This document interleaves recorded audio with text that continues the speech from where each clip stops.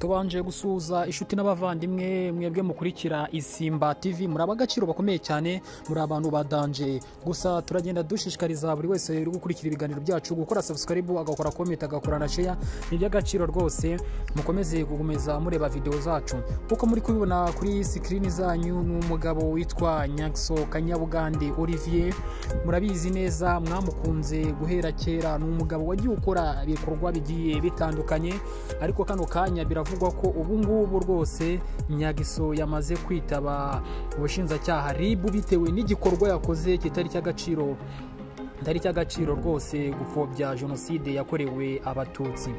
Uyu mugabo rero ngo ni Kanyabugande Olivier, muramuzi, ni umwana wavukiye mu mujyi wa Kigali i Nyarugenge, mu karitsiye yagiye avukiramo, ni umwana wavukiye hariya mu Cyahafi. Nyagiso yavukanye n'abavandimwe bagera kuri 4, bose iwabo bavutse ari abahungu 4. Harimo uwitwa Nyakse, muramuzi cyane, akaba na murumuna we witwa Ivan, umupeti mutoya. Undi we nago ajya akunda kugaragara ku mbuga nkoranyambaga, yitwa Elize, ukurikira Nyagiso.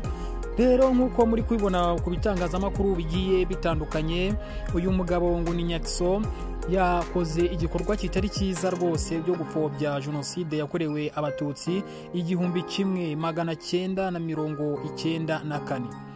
Uyu mugabo Nyagiso rero yari kuri TikTok, ari kumwe n'abantu bagiye batandukanye, ari kumwe n'inshuti ziwe, harimo abayitwa ba Caca na TV, murabazi ku mbuga nkoranyambaga, n'abastari bajya bakora ibintu bigiye bitandukanye. Ubwo yari ari kumwe n'abandi bastari bagiye batandukanye, bari kumwe na ba Mike, ba Prisa, ba Presse. Nyagiso yaje kuvuga amagambo atari meza, amagambo atashimisha igihugu, nkaho yavuze amagambo byibura agenda yubaka igihugu. Yaje kuvuga rero amagambo agiye ateye ubwoba. Ubwo ubu ngubu Nyagiso yamaze kwitaba RIB, ubwo byaje guhamwa ubwo Nyagiso yasabaga imbabazi acishije ku mbuga nkoranyambaga ziwe, ndetse n'umuvugizi wa RIB agira icyo abivugaho cyangwa se abitangazaho. Tugiye kunyura mu itangazo yasohoye uwitwa Nyagiso, ndetse tuzi no kugaruka kuri Murangira Bitseri yagiye avuga. Ibaruwa yagiye avuga ati: gusaba imbabazi, muraho neza, aka kanya nje hano gusaba imbabazi abantu mwese mwari munkurukiye kuri live ya TikTok nakoze iri joro yo kuri uyu wa gatanu, itariki 11 z'ukwezi kwa 4 umwaka wa 2025, saa 3 za nijoro kuri TikTok. Aho nge na bagenzi banjye twari turi kumwe, twavugaga ibitajyanye n'ibi bihe turimo byo kwibuka ku ishuri 31 yakorewe abatutsi umwaka wa 1994. Sabye imbabazi abanyarwanda mwese muri rusange, cyane cyane abo byakomerekeje. Aye ni amagambo yanditse arimo arasaba imbabazi, ariko ingeri z'abantu bagiye bagarukaho kuri bino bikorwa, cyane cyane kuri Nyagiso n'abandi bagiye kugenda bagaragaraho bino bibazo. Urumva ko bakora ibintu batazi ibihe, urumva ko atari byiza cyane, bigiye bishimishije. Ariko tugiye kureba ese ni iki RIB yabivuzeho. Yakomeje agira ati: nsabye imbabazi abanyarwanda mwese muri rusange, cyane cyane abo byakomerekeje. Ndashishikariza kandi urubyiruko n'ibyamamare cyangwa abakoresha cyangwa abashosho influencer gukomeza gukoresha imbuga nkoranyambaga mwese neza, kugira ngo duhashye abapfobya jenoside. Ahangaha yanditse abapfobya jenoside, niyakomeza agasoze ngavuge jenoside iyo ariyo, kandi yakabaye yakorewe abatutsi mu mwaka wa 1994. Ariko bagiye bamukosora muri comment ngo twagiye tubibona. Arangije arandika ati: murakoze. Asoza amazina ye Kanyabugande Olivier, ashyira muri bracket Nyagiso.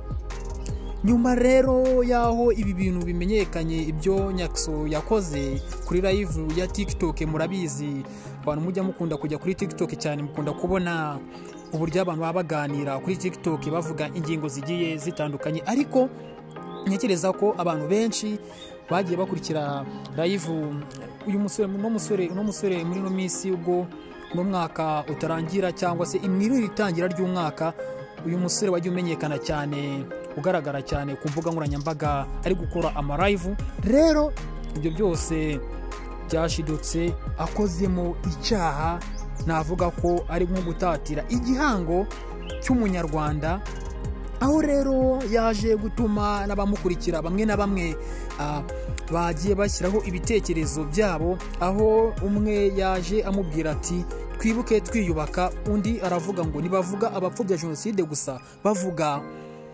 abapfobya jenoside yakorewe abatutsi mu mwaka w'1994. arangije aravuga ngo thanks, nako kantu yamubwiye. Witwa Uwase Aline yaje aravuga usabye imbabazi arazihabwa, Uwiteka akomeze abane natwe muri bino bihe turimo, twibuke twiyubaka.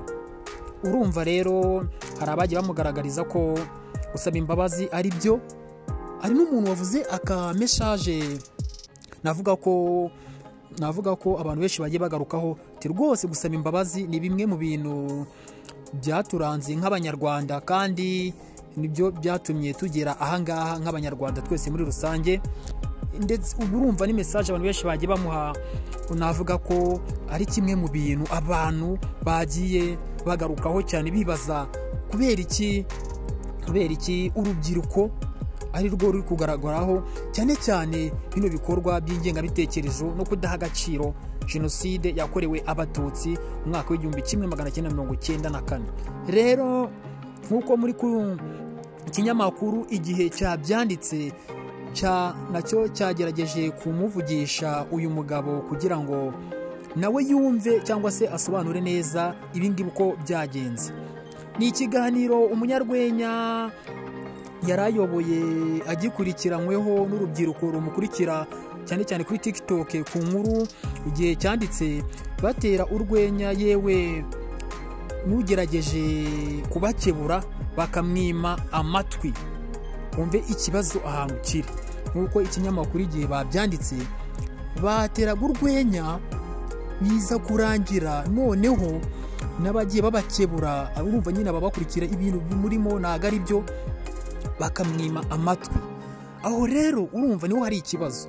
Nyuma rero yumva ko abantu batari guha agaciro cyane cyane urubyiruko, batazi uburemere bwa jenoside yakorewe abatutsi mu mwaka w'1994. Nyuma yo kuva kuri no TikTok yari yateguye Nyakso, yasubiye ku mbuga nkoranyambaga ze atambutsa ubutumwa bwo gusaba imbabazi, yisegura kubakurikira iki kiganiro ndetse n'abanyarwanda muri rusange. Urumva rero ni cya kibazo abantu bakomeza kugenda bagarukaho. Haracyakenewe imbaraga nyinshi kugira ngo urubyiruko, abana bakiri batoya bavutse nyuma ya jenoside yakorewe abatutsi, baze bamenye uburemere bwa jenoside nyuma y'ibi bikorwa Nyakso yakoze. Ubutumwa bwe Nyakso yageze aka kanya nje gusaba imbabazi, ni message kwasubiyemo cyane, ahubwo reka twihute. Ise umuvugizi w'urwego w'igihugu w'ubugenzacyaha RIB Murangiza Thierry burabuvugaho iki? Rero Murangira Thierry yabwiye ikinyamakuru Igihe bagiye gusesengura ibyakozwe hakarebwa icyakorwa. Mu magambo yagize ati ikibazo ni ugusesengura ibyo yakoze, hanyuma umwanzuro ukazafatwa nyuma. Ubwo yarabashijwe ubutumwa amaze iminsi atanga bwo gusaba imbabazi, bwo gusaba abahanzi gukoresha imbuga nkoranyambaga zabo barwanya abakwirakwiza ingengabitekerezo ya jenoside, ari abayihakana cyangwa se n'abayipfobya. Umuvugizi wa RIB yagize ati kwigisha ni uguhozaho, ntabwo wakwizera ko ubu butumwa watanze bwumviswe na bose. Ubwo urumva icyo yashaka kugira ngo avuge ko ari kwigisha ari uguhozaho.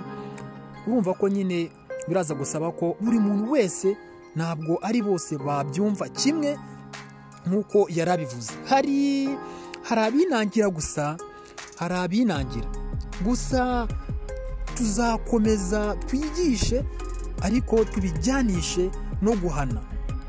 Ni amagambo ya Murangira Bitsieri yagiye atangaza nyuma yaho uyu musore Nyakso Kanyabugande Olivier aka Nyakso yagiye urumva ko ni ibintu, urumva kano kanya nk'abana b'urubyiruko, nk'umwana uzwi ku mbuga nkoranyambaga, uhita wumva ikintu yakoze abanyarwanda bakamukebura niyumve uburemere. Nyuma yaho live imaze amasaha 236 ataratekereza kabiri ngo yumve uburemere n'ibihe turimo, agakomeza bakajya mu rwenya bagatebya. Ni kimwe mu bintu navuga ko bibabaje nk'abanyarwanda mu bihe bibi turi, mu bihe byo kwibuka abacu bazize jenoside mu mwaka w'1994 ku nshuro ya 31. Buri munyarwanda wese yakabaye yumva neza ibihe turimo. Noneho navuga ko bise bigira n'imbaraga kurusha ku muntu nk'uyu nka Nyakso. Si umuntu wenda bavuga ngo yabaga mu Rwanda, yabaga hanze, hari amateka abatazi.